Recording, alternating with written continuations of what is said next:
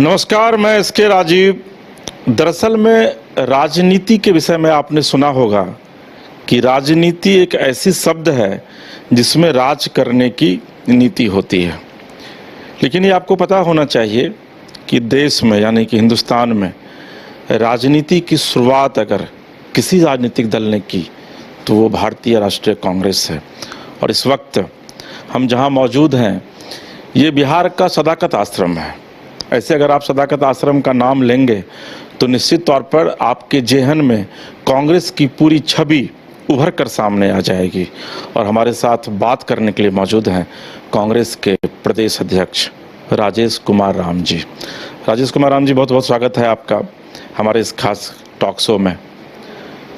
राजेश जी, आपका नाम बड़ा प्यारा है, राजेश कुमार और राम। दरअसल में मैं इसलिए ये बातें कह रहा हूँ और आपसे पूछ भी रहा हूँ क्योंकि तुलसीदास लिखते हैं कि कलयुग केवल नाम आधारा, सुमिरी सुमिरी नर उतरहि पारा। यानी कि राम का नाम लेने से आदमी जो है वो भवसागर से पार कर जाता है। तो क्या यह माना जाए कि राजेश राम जी जब कांग्रेस के प्रदेश अध्यक्ष बने हैं तो निश्चित तौर पर इस चुनाव में यानी कि 2025 के विधानसभा चुनाव में कांग्रेस का भी बेड़ा पार हो जाएगा? सबसे पहले आपको थैंक यू, आपकी चैनल का मैं आभारी हूँ कि आपने अपना समय दिया मुझे और यहाँ तक आए।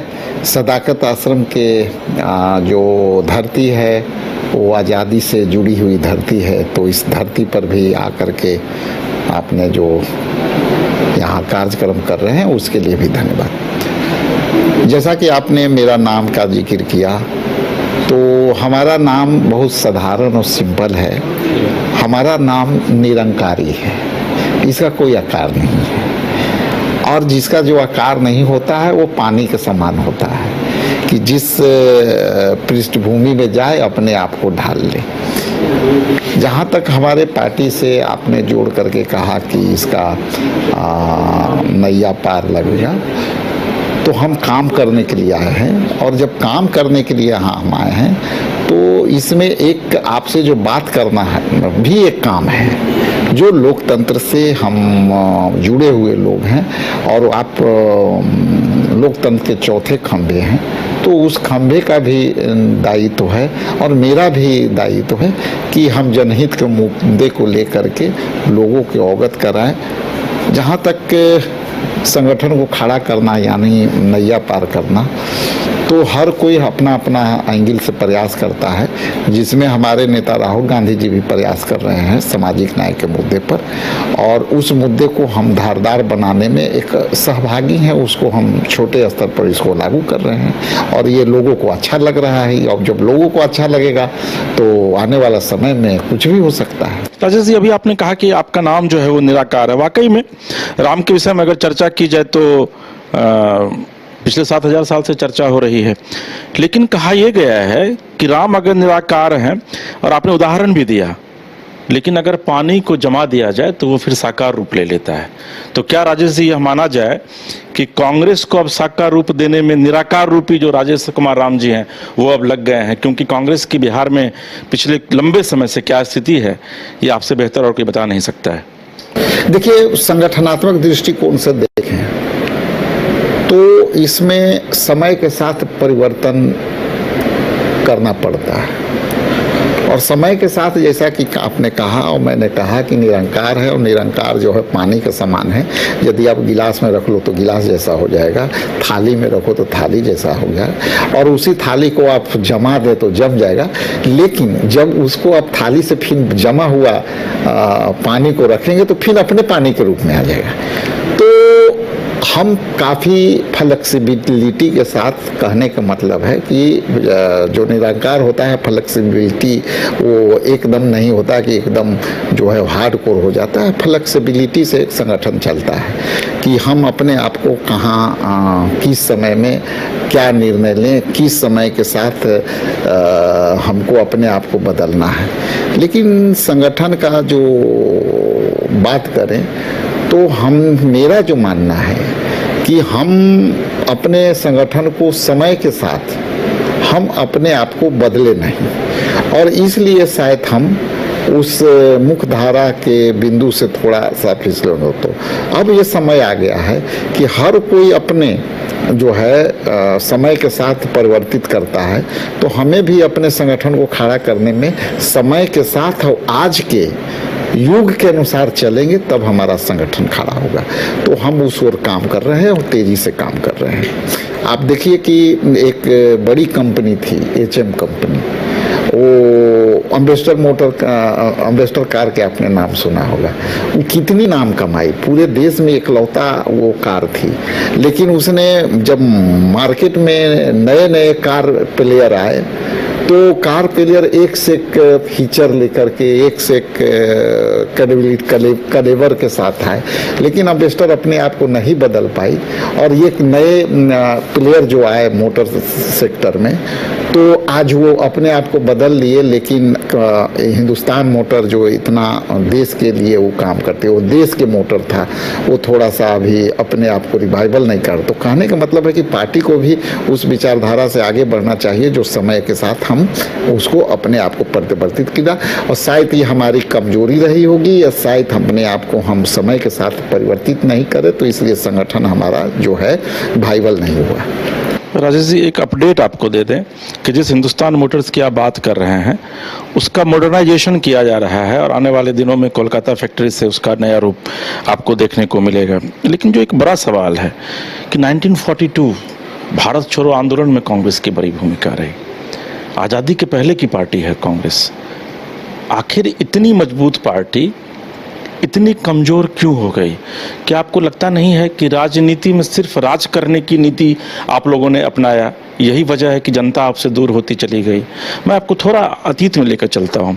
1990 के उस दौर को याद कीजिए, जब लालू प्रसाद यादव मुख्यमंत्री बने थे तो उन्होंने जो पहला PC किया था, उन्होंने यह कहा था कि अभी तक यहाँ का मुख्यमंत्री कांग्रेस द्वारा थोपा जाता रहा है, लेकिन पहली बार ऐसा हो रहा है जो एक गरीब का बेटा जो है वो यहाँ का बेटा है और यहीं से वो राज करेगा, अब थोपने की बात नहीं है। लेकिन वक्त ऐसा आया कि आपको उसी लालू प्रसाद यादव का पिछलग्गू बनकर रहना पड़ा।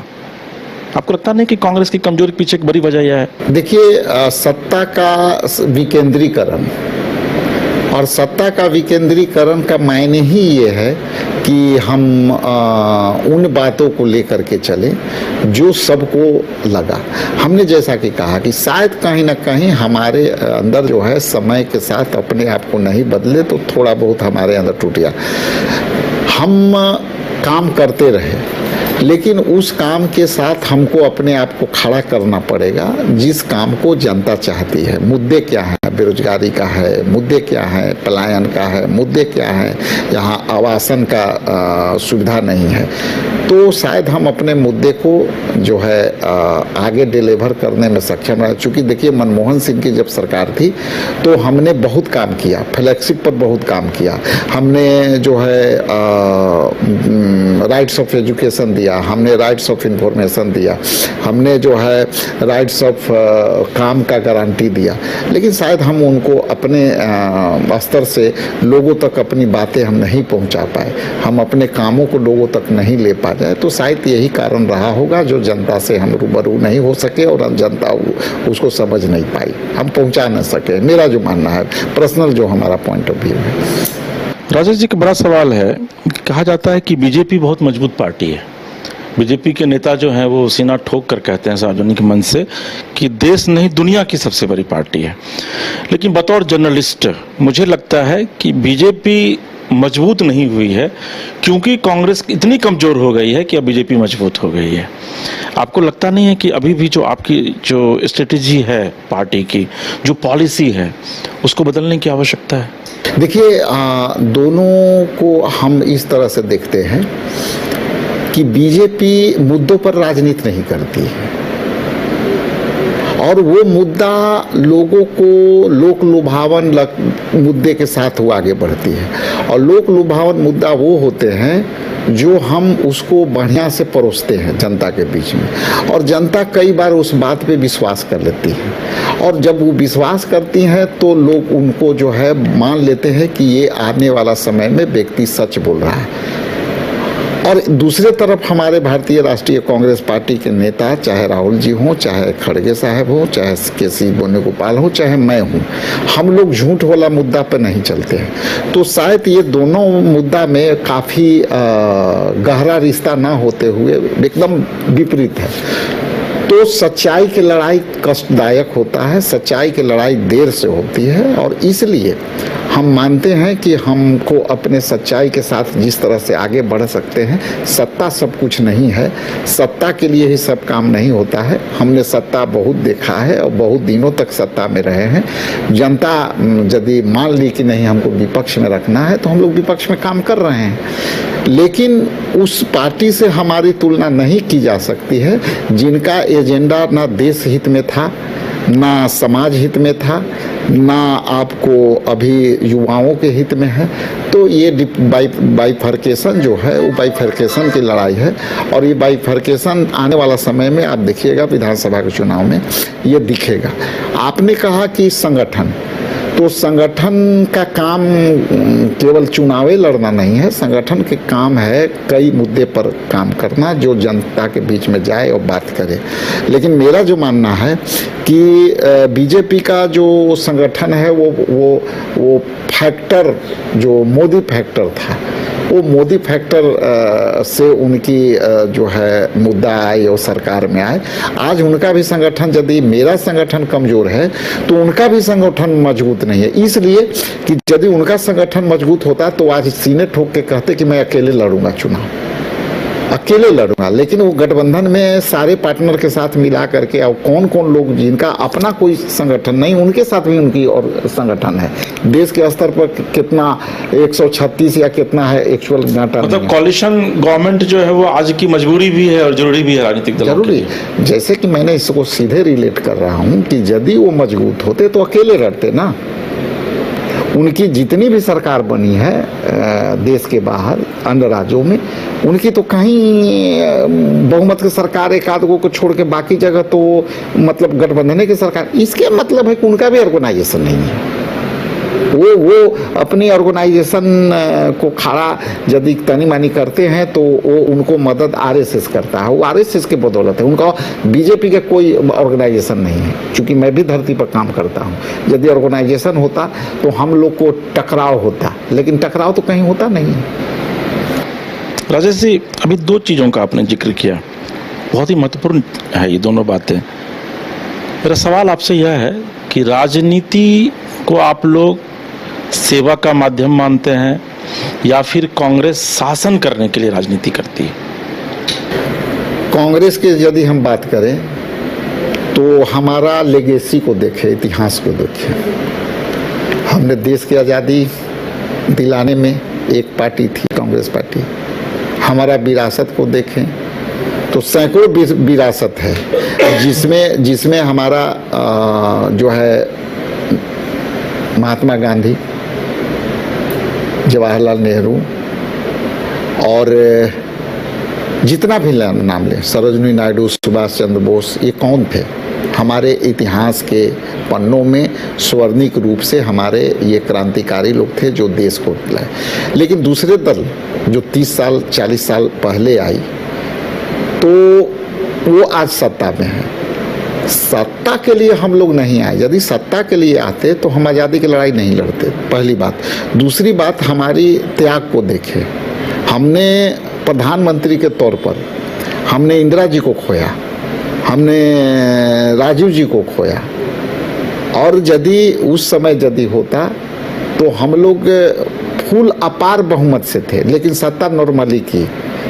तो ये सत्ता के लिए नहीं है। इतिहास तो बीजेपी के खराब है कि वो सत्ता के लिए राज कर रही है, और किसी तरह से जो सरकार बनती है दूसरे सत्ता पार्टी के, उसको ईडी और सीबीआई और सारे लोग को लगा करके उस सत्ता को जो है वो चुरा लेती है। तो ये हमारी सत्ता के लिए नहीं है। हम जनहित के मुद्दे से काम करते आए हैं, आज़ादी की लड़ाई लड़े हैं, आगे भी हमने बलिदान दिया है पार्टी के लिए। देश सीट में डिप्लोमेसी में हमने काम किया है, इसलिए हमारी भागीदारी को कोई चुनौती नहीं दे सकता है। ये अलग बात है कि आज सत्ता में नहीं है तो ये जनता का काम है, जनता अपना जो करती है उचित करती है। चलिए राजेश जी, बिहार की राजनीति की तरफ लौटते हैं। बिहार में लंबे समय बाद एक दलित व्यक्ति को कांग्रेस ने बिहार का प्रदेश अध्यक्ष बनाया है आपको। अभी राहुल जी आए हुए थे और जैसे ही आप अध्यक्ष बने उसके बाद तुरंत एक पत्र निकलता है जिसमें कि 38 जिलों के अध्यक्ष को बदल दिया जाता है। राहुल जी आते हैं पटना दौरे पर तो वो कहते हैं कि भाई अति पिछड़ों और पिछड़ों को आगे लाना जो है वो हमारा उद्देश्य है। क्या इस बार की जो लड़ाई है बिहार में आपकी, वो आप अति पिछड़ों और पिछड़ों को केंद्र बिंदु में रखते हुए लड़ाई को आप लड़ रहे हैं? देखिए, हम यदि सर्वप्रथम तो ये कहेंगे कि हम सामाजिक पन्नों की बात करते हैं, सामाजिक न्याय की बात करते हैं, तो सामाजिक न्याय में ये देखना जरूरी हो जाता है कि किसको हिस्सेदारी मिली ना मिली। राहुल जी ने जो निर्णय लिया, जो आपने हमारे चर्चा किया, तो आप सच बात है कि हम दलित परिवार से आते हैं, उस परिवार से आते हैं जिसमें हमारा इस परिवार का दूसरे पीढ़ी है, पहली बात। दूसरी बात कि उन्होंने ये देखा कि सामाजिक न्याय के लोग हैं, तो उड़ीसा में सामाजिक न्याय के भगचरण दास जी अध्यक्ष बने, बिहार में मैं अभी बना हूँ, सामाजिक न्याय के लोग हैं। इसके बाद आप चल जाइए झारखंड में तो ओबीसी के लोग हैं। इसके बाद अभी जस्ट एक निर्णय हुआ है ऑल इंडिया कांग्रेस कमेटी के जो अनुसूचित जाति विभाग के चेयरमैन हैं, वो भी दलित हैं। अब आप जहाँ तक ओबीसी के बात करते हैं, तो सामाजिक न्याय के यदि आप अध्ययन करेंगे तो आज भी आप बिहार विधानसभा में ऐसे कुछ समाज के वर्गों को आप देखेंगे जाति के, जो अब तक वो विधानसभा में नहीं पहुंचे। तो हम राहुल गांधी जी जो लड़ाई लड़ रहे हैं, थोड़ा उदाहरण दीजिए, कौन सी ऐसी जाति है जो विधानसभा आज तक नहीं पहुंची? लोहार जाति के आज तक विधायक नहीं बना है। नहीं बना, ठीक है। तो पार्टिकुलर्स ये जो विषय है, इस पर रिसर्च चल रहा है कि भाई हम भागीदारी की बात करते हैं। राहुल जी ने तो स्पष्ट कहा कि भाई हम भागीदारी की बात नहीं करते हैं, हम आपके हाथ में सत्ता देना चाहते हैं। हमारा यदि बिहार में होता तो हमारे लिए प्रदेश कांग्रेस कमेटी बनाना, हम अपने ऑर्गेनाइजेशन के स्ट्रक्चर में यदि हम किसी दलित को बैठा रहे हैं तो हमारे लिए सत्ता देने के बराबर है। हम ऑर्गेनाइजेशन, हमारा ऑल इंडिया कांग्रेस कमेटी और किसी अध्यक्ष को है तो हमारा यहाँ सत्ता नहीं है, सरकार नहीं है, तो सरकार के हिस्सा ना बन करके हमारा ऑर्गेनाइजेशन में है, तो ये एक तरह से हम सत्ता हाथ में दे रहे हैं दलितों के बीच में। अब जो है देखिए, ओबीसी ईबीसी का जो पैटर्न है वो नीतीश जी के साथ रहा है। अब ओबीसी और ईबीसी के सारे रास्ते सदाकत आश्रम की तरफ आ रहे हैं और एससी एसटी के हैं ही। एसटी एससी तो वो तो काउंटेबल है शुरू से, लेकिन अब जब वो लोग आते हैं, हम पूछते हैं कि भाई पार्टी में आप लोग इतना तेजी से शामिल क्यों होना, तो दो ये बात कहते हैं कि कांग्रेस पार्टी में सामाजिक न्याय की बात पहले नहीं होती थी, अब राहुल गांधी जी ने करने लगा, पहली बात। दूसरा, आप सदाकत आश्रम में आप बैठे हो तो हम लोग महसूस करते हैं कि सामाजिक न्याय के लोग बैठे हैं। तो ये स्पष्ट है कि लोगों को जो ये राहुल जी का जो निर्णय हुआ वो लोगों को भा रहा है, और कई कार्यक्रमों में आप देखिएगा कि बढ़ चढ़ के हिस्सा ले रहा है। लेकिन इतना स्पष्ट कर दूं आपको चैनल के माध्यम से कि जिला अध्यक्षों को मैंने जो है उचित जो है स्थान दिया, जिसके जितनी हिस्सेदारी उसकी उतनी भागीदारी। और आने वाला जो विधानसभा के चुनाव होंगे और उसमें सीट से जो होंगे, उसमें निश्चित तौर से हम जिसके जितने हिस्सेदारी उसकी उतनी भागीदारी राहुल जी देना चाहते हैं, हमारे प्रभारी कृष्णा जी भी देना चाहते हैं, मैं भी देना चाहता हूं। और आने वाला समय में वो आपको दिखेगा, रिजल्ट दिखेगा।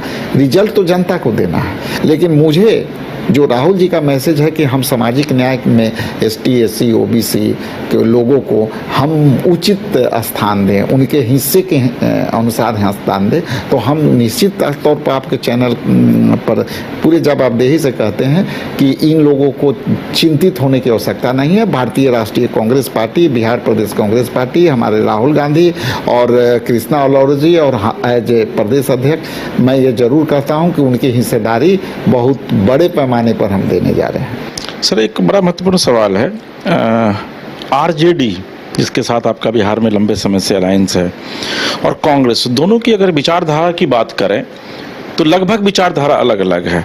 अभी आप जिस भक्तचरण दास जी की बात कर रहे थे, मुझे याद है उसमें मैं रिपोर्टिंग में था, जब लालू जी से सवाल हम लोग पूछे थे तो उन्होंने कहा कि भक्तचोनर की बात छोड़ो, फिर ऐसी क्या स्थितियां हैं आज भी? और कई कार्यकर्ता, मुझे याद है कि जब लास्ट टाइम राहुल गांधी आए हुए थे सदाकत आश्रम, तो कार्यकर्ताओं ने जबरदस्त विरोध किया था, उस समय आप अध्यक्ष नहीं थे, कि भाई अपने बलबूते आर कांग्रेस को खड़ी होनी चाहिए। तो क्या ऐसी मजबूरी या फिर क्या ऐसी जरूरी है कि आप लोग आरजेडी की पिछलग्गू पार्टी बनकर बिहार में चल रहे हैं? देखिए, यदि पिछलग्गू कहेंगे तो बीजेपी भी यहाँ पिछलग्गू है जदयू की। बड़ी पार्टी है, बिल्कुल है, बिल्कुल है, बड़ी पार्टी है। यदि आप पार्टनर चुनते हैं तो ये मीडिया का परसेप्शन हो सकता है। हम यदि कुछ भी एक सीट कम लें बेसी लें, वो विषय नहीं है। विषय है कि कोई तो कम लेगा, कोई तो बेसी लेगा, कोई तो ज़्यादा लड़ेगा, कोई ज़्यादा जीतेगा, कोई कम जीतेगा। ये तो जो है ये एक तरह का जो है ये इकोनॉमिक्स का सिद्धांत के तहत है कि भाई हिस्सेदारी जिसको ले। लेकिन ये देखने की बात है कि हमारी संबंध कितनी पुरानी है। यदि देश का एक आध गोच छोड़ दें तो बिहार में हमारा आरजेडी और कांग्रेस का सबसे पुराना गठबंधन है और टेस्टेड और ट्रस्टेड गठबंधन है। जहाँ तक आपने कहा कि पिछलग्गू, तो ये मीडिया का परसेप्शन हो सकता है। हम अपना निर्णय लेते हैं और निर्णय में ऐसा थोड़े है कि हमारा निर्णय कोई और लेगा और उनका निर्णय हम लेंगे। कहीं न कहीं तो सहमति बनी होगी, कहीं न कहीं तो सहमति हो गई। लेकिन कोई भी सहमति के बिना कोई भी निर्णय तो घोषणा संयुक्त रूप से होगा नहीं। तो यदि दोनों और तीनों के बैठ के जो सहमतियां हो गई, उस पर कोई बड़ा और छोटा कोई नहीं होता है, कोई आगे पीछे कोई नहीं होता है। जो मेरा स्टैंड क्लियर है कि जब गठबंधन होती है तो गठबंधन में सब विमर्श करके होता है। अब उसमें विमर्श के बाद यदि ये कोई बात आती है तो ये थर्ड पावर्स जो है वो उसको हो सकता है कि उसको अलग परसेप्शन से ले जाए कि ये कमज़ोर पार्टी है, ये इनका निर्णय नहीं है। लेकिन हम लोग सारे लोग जब गठबंधन बैठते हैं तो पूरी निर्णय एक साथ उस पर विमर्श होता है और जो चीज़ पर विमर्श हो गया तो ना कोई बड़ा है ना कोई छोटा है। राजेश जी, कांग्रेस कब अपने पैर पर खड़ी होगी? हम खड़े हो रहे हैं, आप ही लोग बोल रहे हैं। नहीं, आपके आने के बाद तो निश्चित तौर पर हम लोगों ने देखा है कि कांग्रेस जो कि लगभग निर्जीव हो गया था, उसमें अब जान कांग्रेस में आपने फूंकने की पूरी कोशिश की और ये वजह कि आप लगातार व्यस्त भी रहते हैं। लेकिन कांग्रेस को तो अपने पैर पर खड़ा होना पड़ेगा ना राजेश जी। ये वही कांग्रेस है। मुझे भी याद है कि हम लोग उसमें बहुत छोटे हुआ करते थे, गाँव में कांग्रेस के अलावा किसी पार्टी की चर्चा ही नहीं होती थी। तो मेरा सवाल यही है आपसे कि आखिर कांग्रेस फिर से कब उस स्थिति में वापस लौटेगी? 2014 के चुनाव में बीजेपी केंद्र में अपने पैर पर खड़ा थी और 2000 जो है सर, बीजेपी खड़ी नहीं होगी तो हम भी खड़े नहीं होंगे। अब हम आते हैं ना उस पॉइंट पर आते हैं, इसको जोड़ता हूँ, उसको मैं कनेक्ट करूँगा। बीजेपी अभी कहाँ है? वो भी गठबंधन में है 2020 के केंद्र में। दो पार्टी यहाँ जदयू और उधर चंद्रबाबू नायडू दे रहे हैं। ये जनता तय करती है। अब अपने पैर पर खड़ा होने के बात है तो आज के जो परिप्रेक्ष्य में जनता पसंद करती है खंडित जनादेश, तो किसी को कम देता है, किसी को बेसी देता है। लेकिन यदि मानते हैं कि हम यदि अपने पैर पर खड़ा नहीं है तो बीजेपी भी खड़ा नहीं है। कर्नाटक में आप आए ना, तो बीजेपी को हरा करके आए कर्नाटक में मेजॉरिटी में। तो हम काम कर रहे हैं, जनता को पसंद आएगी तो हमको मौका देगी। और जहाँ तक अपने पैर पर खड़ा, तो हर कोई अपना प्रयास करता है, हम भी करते हैं, लोग भी, दूसरे दल के भी लोग करते हैं। इसलिए समय के साथ जनता बहुमूल्य है, जनता निर्णय लेती है। जनता जो निर्णय देती है कि किसको विपक्ष में रखना है, किसको बहुमत देना है, किसको खंडित जनादेश से रखना है, ये जनता तय करती है और सब स्वागत लोग रखता है। राजेश जी की बात आपसे बहुत करनी है लेकिन समय हमें अब इजाजत नहीं दे रहा है। लेकिन एक चलते चलते आखिरी सवाल, कितनी सीटों पर कांग्रेस लड़ेगी और मुख्यमंत्री का चेहरा कौन होगा आपका? देखिए, ये दोनों सवाल का उत्तर इस तरह से हुआ कि हम इंडिया गठबंधन के कोऑर्डिनेशन कमेटी में हम सब मिल बैठ के ये सब चर्चा करते हैं और ये निर्णय सब वहाँ टिकट का भी वहीं निर्णय होता है। और जहाँ तक अन्य बातें हैं तो इस सब पर कोई कंट्रोवर्सी है नहीं। हम लोग के तय है कि को जो भी सवाल है वो सवाल सकारात्मक की तरफ है, सकारात्मक उत्तर मिलेगा, लेकिन थोड़ा इंतजार करना। मतलब मुख्यमंत्री आप लोग तेजस्वी को मान चुके हैं महागठबंधन की तरफ से? इंतजार करना पड़ेगा। अब हम लोग सब 5 पार्टनर का मामला है, इसलिए हम अकेले इस पे। सर, राजेश राम क्यों नहीं बनेंगे मुख्यमंत्री? ठीक है, दलित चेहरे हैं बिहार के। ये मौका जो है जनता देती है और हम लोग गठबंधन में हैं तो ये सब के विचार के विषय है, ये सब के विचार के विषय। मतलब सर, सीट कितना मिल रहा है? 25, 30, 35, कुछ तो एक बताइए आंकड़ा। ये हम लोग फिर जल्दी बैठ रहे हैं। 12 तारीख को उम्मीद है कि हम लोग बैठ रहे हैं गठबंधन के बैठक में, और उसमें सारे धीरे धीरे हम लोग सब पॉइंट बाय पॉइंट क्लियर करें। अभी मैनिफेस्टो पर काम चल रही है, उस पर भी अभी अब कौन कौन एजेंडा लाना है, सब सारा काम हो रहा है। मैनिफेस्टो पर, कैंपेनिंग पर, अभी सीट शेयरिंग पर अभी हम लोग अपना तैयारी है। सब दल को अपना अपना मौका मिलना चाहिए, तो उस हिसाब से सब अपना तय करके बैठ करके तय करेंगे। ये कोई अति नहीं है। अब ये तो बीजेपी गठबंधन समझे कि वो लोग क्या कर रहे हैं। आप तो देख ही रहे हैं कि जदयू के मुख्यमंत्री चेहरा कौन है। इसके बाद अभी एगो चिराग जी बन गए हैं, उसको काउंटर वो कर रहे हैं, उसको काउंटर वो कर रहे हैं। तो उधर का देखिए, हम लोग में कोई आपके यहाँ ऑलिजवेल है सब महागठबंधन? आप चिंता नहीं करें, और आपकी चिंता अपने जगह पर वाजिब है, लेकिन ये चिंतनीय विषय नहीं है। ये सॉफ्ट वे में हम लोग लिख लेंगे इसको आगे से। चलिए राजेश जी, सवाल कई और हैं, लेकिन चूंकि समय हमें इतनी की इजाज़त देता है, आपने अपना कीमती वक्त दिया, इसके लिए बहुत बहुत धन्यवाद। लेकिन चलते चलते जो हम लोगों ने जब विधिवत इस टॉक शो की शुरुआत की थी, तो उस समय आपने कहा था कि निराकार। मैं तो यह चाहूँगा कि राजेश जी अगर निराकार हैं तो निश्चित तौर पर उसको साकार रूप दें इस चुनाव में, और आने वाले दिनों में कांग्रेस इसी बिहार में फिर से अपने पैर पर खड़ा होकर पूरे तरीके से बिहार पर शासन करे। बहुत बहुत धन्यवाद।